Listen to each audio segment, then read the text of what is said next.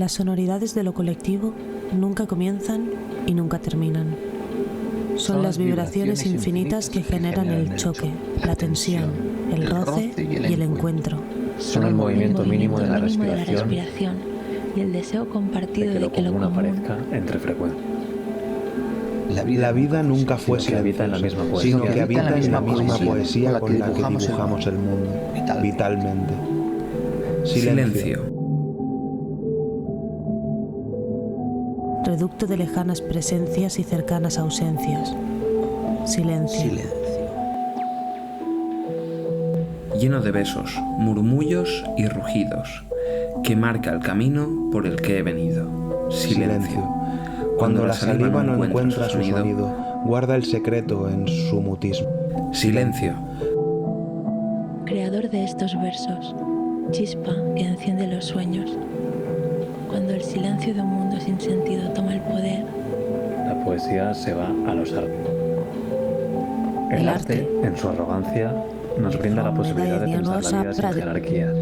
De dar paso a una idea de morphing, de intentar verdaderamente convertirse en cosmos, como un proceso radical que, sin embargo, de liberación y de enfatiza la importancia de la expresión. Sin embargo, una expresión no del yo, sino como un método que se encuentra como un momento en la experiencia y nos mueve hacia la invención e innovación. Nos mueve. El movimiento es en sí invención y la invención es en sí movimiento. Son sinónimos. Esa es la cuestión. El movimiento es en sí invención y la invención es en sí movimiento. Son sinónimos. El arte todo es movimiento, por tanto innovación. Y por tanto, acción, reacción, repercusión. Percusionar un azar. Es todo movimiento, y por tanto intuición.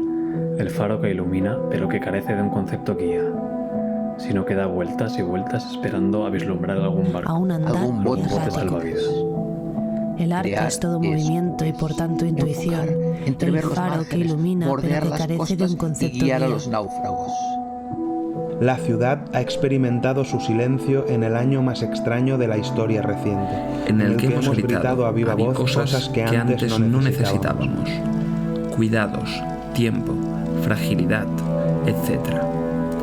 ¿Cómo articular palabra aislado del resto? Y es que quizá, más que las palabras sordas, tenemos oídos necios. Quizás es porque todas las cosas derechas mienten. Toda verdad es curva y el tiempo mismo es un círculo. La voz del intelecto es suave, pero no descansa hasta que ha ganado un oído.